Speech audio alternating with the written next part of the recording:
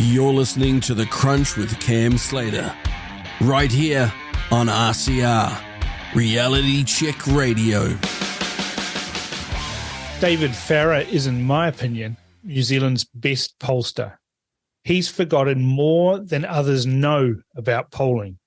And David's going to explain now the effect of the wasted vote, how seats are allocated, and why it's important to choose who you vote for carefully so that your vote is not wasted.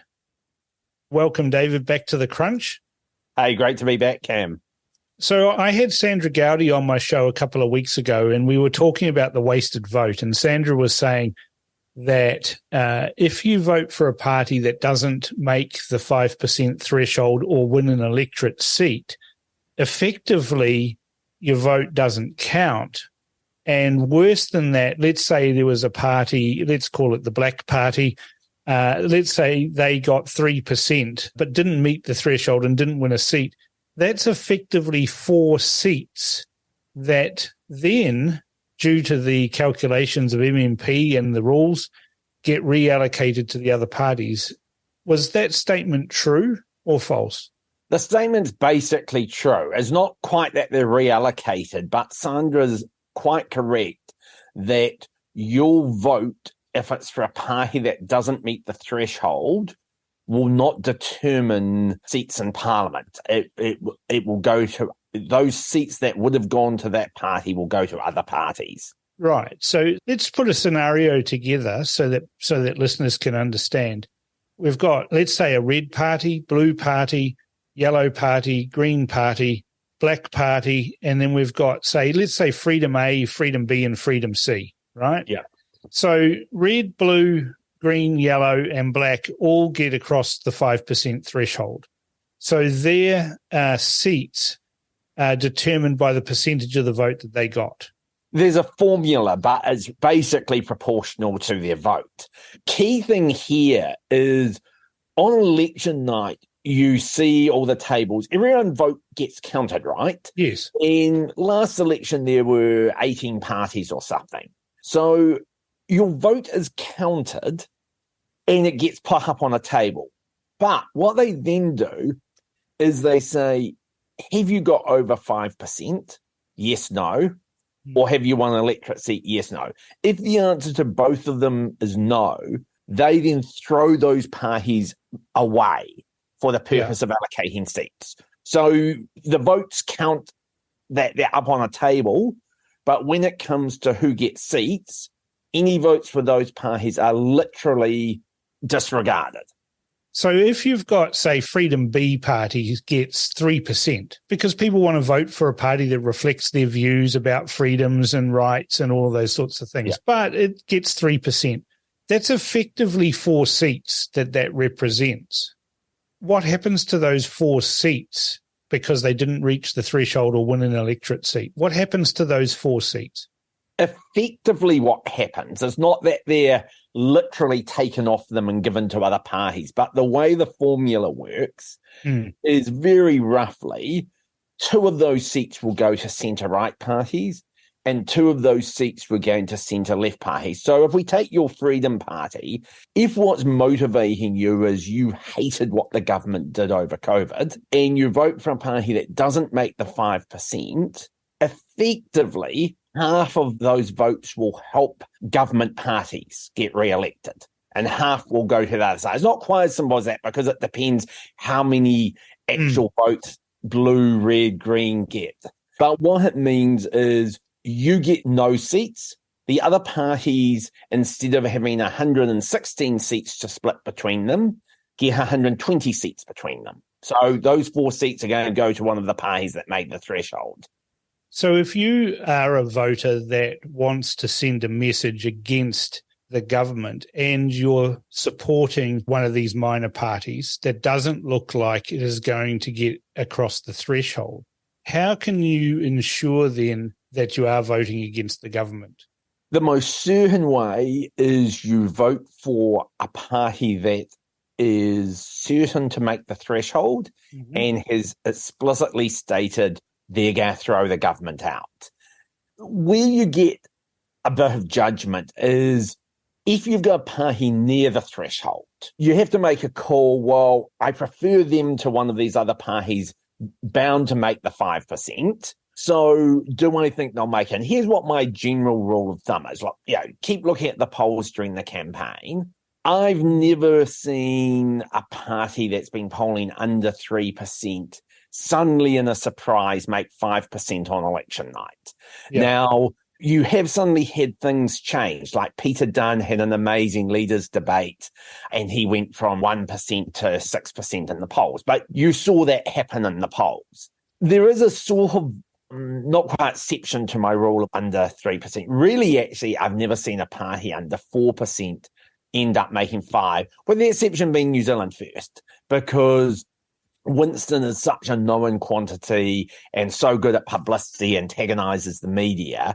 So my general rule of thumb is if you're under 3%, you're not going to make it. If you're 3 to 4%, you're not going to make it unless maybe you're Winston. If you're over 4%, then there's a reasonable chance you can make it. Polls have margin of errors, etc. So if you really like that party, it's worthwhile. But if you're under 3%, it's very, very rare that makes it. The one who came closest was Colin Craig in 2000, and I'm not sure if it was 11 or 14, Cam, but he was actually polling between 4 and 5%, and he might have made 5% if he hadn't had his press secretary resign. It's something you know about. I know a bit about that, yeah. The week before the election with some allegations there, etc. But he had been polling at that 4% mark quite consistently for some months. Yeah. And we're not seeing that, are we, for anybody that would be nominally labelled a Freedom Party? We're talking about Democracy New Zealand, NZ Loyal, New Conservatives. None of them are breaking even the 1%, are they? With the exception maybe of Top. Yeah, Top sometimes get to 2-3%. Sometimes you'll see an individual poll might have them at 2.5%. I always say, and I include this with mine in there, don't just go off the Courier poll, average the polls out to really get an idea of that. Because when you're talking a poll of 1,000 people, 2.5% is 25 people. So you might have just had a dozen people that week who were a bit more friendly. What you really want to be looking out for is they're getting above 3% in more than one poll. And so then it comes down to compromises, doesn't it? You have to look at a party and you say, well, these are the things that are important to me. If I get 80% of those, I'd be happy with that. Because no one's going to get a party that gives them 100% of what they want. Not really. Oh, absolutely. Well, there was a great saying, Keith Holyoake, when he was Prime Minister, said he only agreed with 80% of what his own government did. Now, I always remarked, and of course you knew him too, that Muldoon, I suspect, agreed with 100% of what his government did. He was such a domineering figure. You can think about the US. Like in 2016, people had a choice between Hillary and Donald, right? Yeah, and two bad choices. That was what people felt. But some of them then voted for the Green candidate or the Libertarian candidate, right? And if you were a left-wing voter and you voted for the Green candidate because you really didn't like Hillary, well, you got Donald Trump elected. And likewise, in 2000, Al Gore lost the election because some people on the left voted for him over George W. Bush. So, look, I'm all for you vote for the party closest to your principles, absolutely. Yeah. But if you actually think the country is desperately in need of change. So it's not just like, I could be happy with 4 or 5 parties. I have a slight preference for party A. But you really think the incumbent government's terrible, you really have to think about, okay, do I stand on my principles here or do I make sure I get a change of government, even if it's my second or third choice party? Right. And that's, I think, where a lot of people who are listeners to this show are finding themselves. They're mired and supporting a party that has no chance of meeting the threshold or winning an electorate seat. Democracy New Zealand's got everything pinned on Matt King winning in Northland. We've seen 2 polls in Northland that say that's not going to happen. There's likely and to be a third one coming soon. A third one coming soon. Don't know what it will say. We haven't started it yet. Yeah, but you deal with probabilities and margins, and that your gut feel says it's not going to change an awful lot. I'd be surprised if who the leading candidate changes. It will be interesting to see how some of the others are doing, etc. So, yeah, it's just a ranking of where 2nd, 3rd, 4th, and 5th comes. Yeah, but look, Northland's not a foregone conclusion in that if people really didn't want the front runner, you could get tactical voting once they see who's got the best chance. But that's less likely to happen in Northland. Ilam is the perhaps more likely one where you could get if people really didn't want National to win, you could get Labour voters saying, well, we've got no chance of keeping the seat, so maybe we'll tactically vote for RAF. Now, I don't think that will happen because actually I've been involved in campaigns where you're trying to get people to vote tactically and you need to start around 3-4 months out getting that message. It's not sort of a last minute thing. Yeah, I'm picking that RAF won't get there for top in Ilam. The one that could have that sort of effect take place but won't materially change the end result is the possibility of Brooke Van Velden beating Simon O'Connor in Tamaki. And ACT has got a strategy of doing that, and they've been running that strategy for 3 or 4 months. Is that a possibility that Simon O'Connor could find himself, because he's so far down the list, actually losing because the Labour and Green supporters in Tamaki, knowing that their vote doesn't count at all really, could upset the apple cart, vote against Simon O'Connor by backing Brooke Van Velden for the ACT Party? Yeah, that is definitely a plausible scenario. Having said that, I haven't seen any signs from sort of the Labour hierarchy to do that, possibly because as much as they probably aren't great fans of National generally or Simon, I think they don't see it in their long-term interest to have ACT with 2 electorate seats. The left has always wanted to knock ACT out of Parliament. They want to change the law so that if you're under 5%, even if you win an electorate seat, you don't get list MPs. Now, as it happens, ACT's now polling pretty well. So I haven't seen signs that Labour's going to do that, but that is going to be that tactical decision Labour voters in Tamaki will make. Is do they vote for the Labour candidate or do they vote tactically? There's always a risk voting tactically that the people just tick the ACT candidate and then by default go straight across and tick ACT as well. And so you get yes, you're voting tactically, but also you run the risk of them doing both ticks for the same party, which wasn't what you kind of intended. And there was an interesting case in the US about, it wasn't tactical voting, but tactical campaigning, where the Democrats got their PACs to spend lots of money attacking the most right-wing candidates in Republican primaries. And of course, having Democrats attack them saying, oh, they're too right-wing, helped them in the Republican primaries. So it worked in that they all won the Republican primaries, but what the Democrats were counting on was they would be weaker general election candidates. Now, they got it right. They beat almost every one of those Republican candidates in the general election. But if they had miscalculated, they would have then ended up being responsible for electing some of the most right-wing, election-denying Republican candidates there are, rather than more moderate Republicans. So there's always that risk with tactical voting. If it works, it's great. If it doesn't work, you can end up saying you really don't like. Do you think that this right-left argument or the right-left paradigm in politics these days is still valid, or are we talking now a bigger change from right and left? We're talking about globalism versus nationalism or control versus freedom.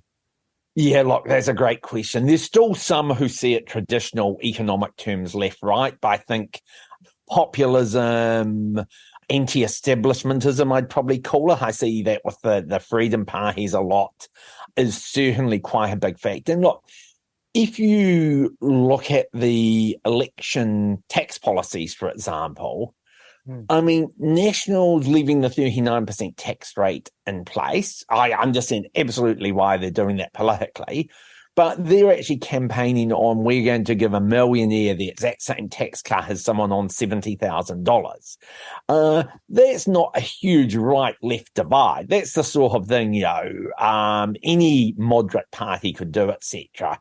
I think this election, I think competence is a factor. I think there is that anti-establishment's a factor. But for a large portion of the electorate, maybe 40-50%, it is still pretty classical left-right. But we saw last election, National got 25% because Labour was seen as competent on COVID. We've learned our lesson there probably.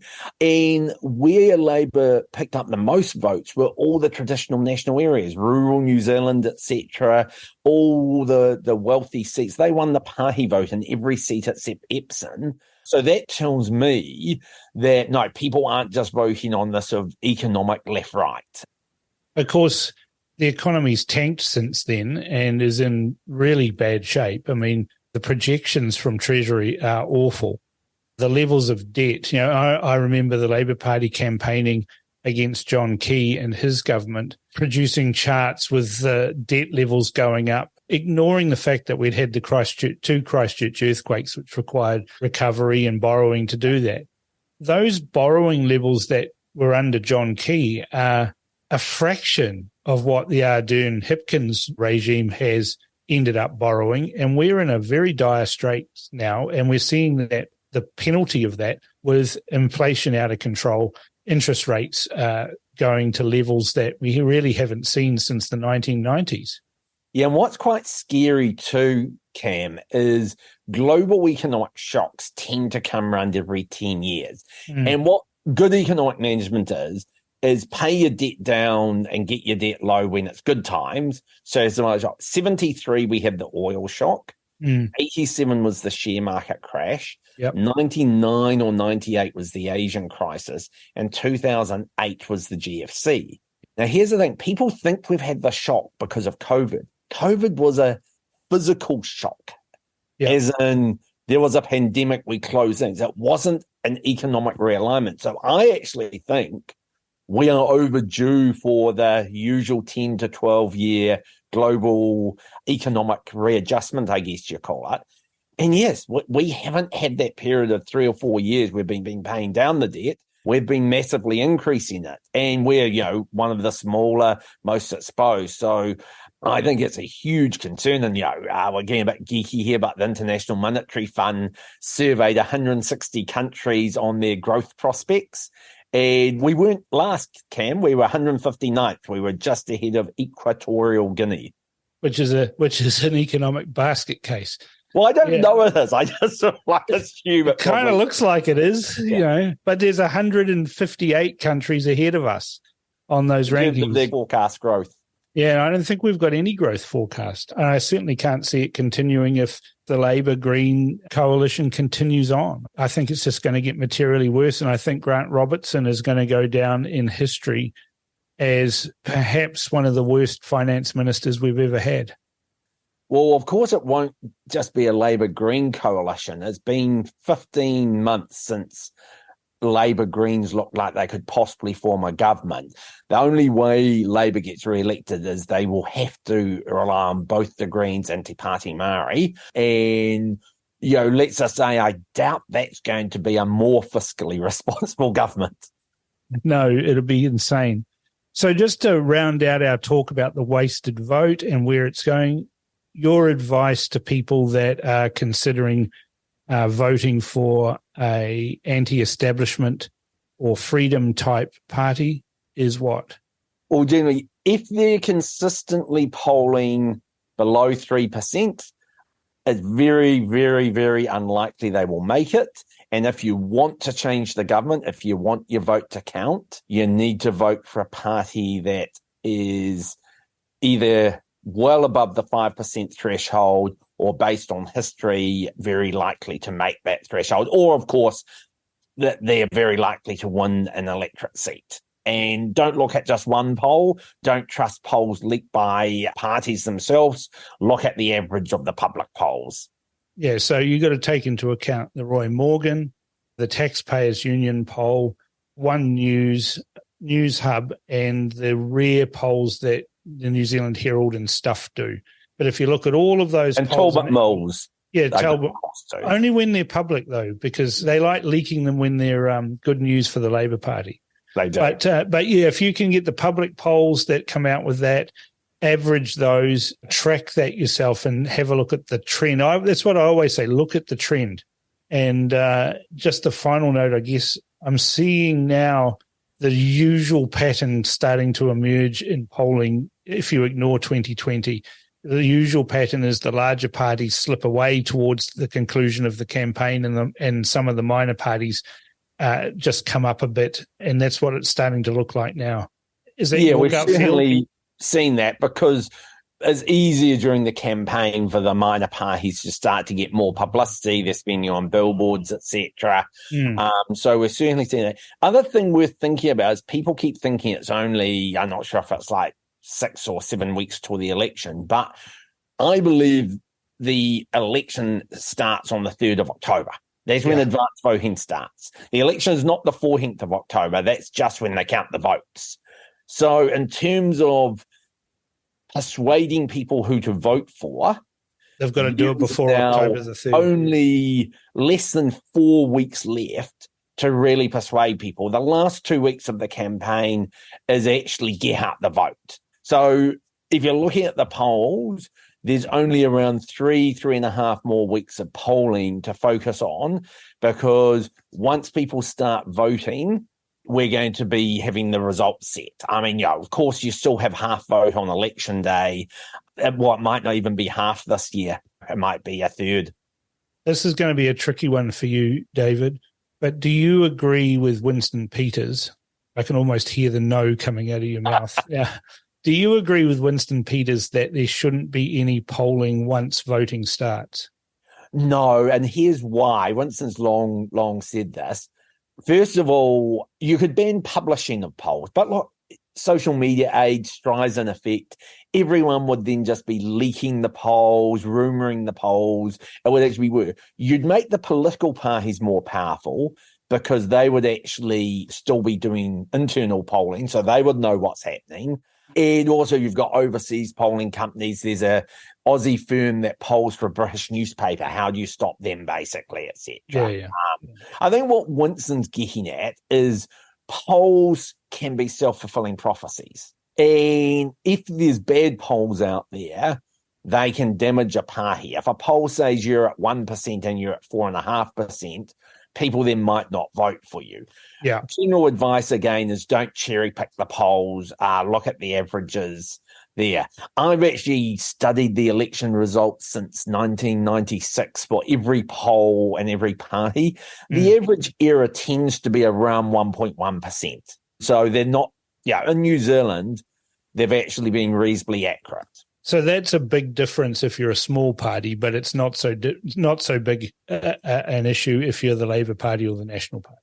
No, well, one of the things in New Zealand, because we do have MMP, is a 1% polling error is a 1-seat difference. In Aussie, a 1% change in the polls could be 10 marginal seats. In the US, 1% change in the polls could be 50 electoral votes. And in the UK, 1% can be 40 electorates. So in New Zealand, what's critical is if the polls are accurate around, will a party make the threshold? For that's like make or break. Yes. But, whether National gets 36 or 37%, it's important to National. It may be important to forming the government, but it doesn't make a huge impact in terms of, is there a vote for change? We know that Labour got 50% last election, and they're now polling somewhere in the high 20s to low 30s. So there's no dispute they have lost a massive amount of support. Yeah, exactly. And that's the thing, that's where the blood is running right now, is the Labour Party has bled away nearly half of their support that they had in 2020, which is pretty spectacular. Never seen before. Normally, losing more than 10% of your support is regarded as a bad result. To lose 40%, let's say 1996 National got 34%, and 1999 they lost office on 30%. So they lost around 11% of their support only. 4% out of 34. Helen Clark, I think she left office on 34%. She got 40% the time before. So they lost in 2008 around 15% of their support.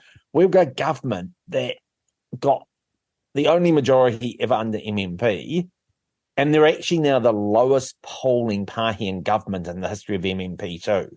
We've not had a governing party before drop into the 20s. Normally that's where oppositions are, let alone one that was at 50%. And in my last poll for Taxpayers Union, what was interesting is they're losing it everywhere. They're losing some to National, some directly to ACT, some to the Greens, some to Te Pāhi Māori, and some to New Zealand First. And that's, again, quite unusual too. Normally, sort of, people tend to think National loses to Labour or Labour to National, but Labour's losing to everyone. Yeah, so the political cancer, this election, really. Yeah, but tell you what, though. They're still in it, though. Every poll still has the centre-right only at sort of 61 to 65 seats.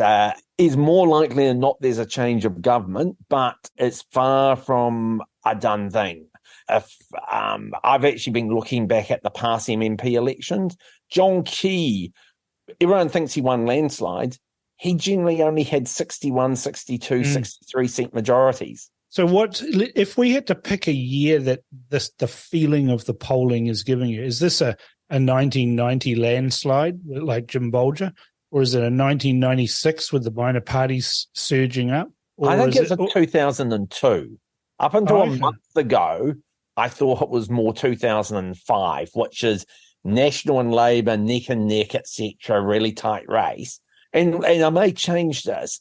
In 2002, that's when National collapsed its vote, and both New Zealand First and United Future sprung up and got well over 5%, etc. The difference here is it's happening to Labour and they're in government, not opposition. But that seems to be what's happening. Like Te Pāti Māori and some of the polling I'm seeing, they're actually getting up at 4 or 5%, etc. New Zealand First has obviously been up in the polls the last 2-3 months.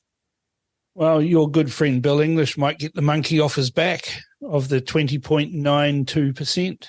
Well, I was going to say I haven't seen any polls that has Labour at 21, but Roy Morgan does have them at 24. So, we'll see. ACT in that poll was only 6% behind. So someone pointed out if they can take 3% more off Labour, then the leaders' debate should be between Chris Luxon and David Seymour. I think Winston would have something to say about that. Yes. Yeah.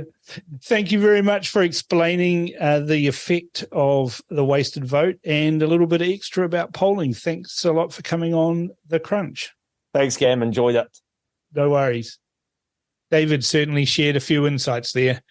It's amazing that Labour's support is bleeding out, and it's unheard of that a party would shed 40 to 50% of their support in just 3 years. Governments have changed on swings much lower than that. Don't forget to send comments on David's interview to inbox@realitycheck.radio or text to 2057. This is The Crunch with Cam Slater. Conversations with a side of controversy right here on RCR.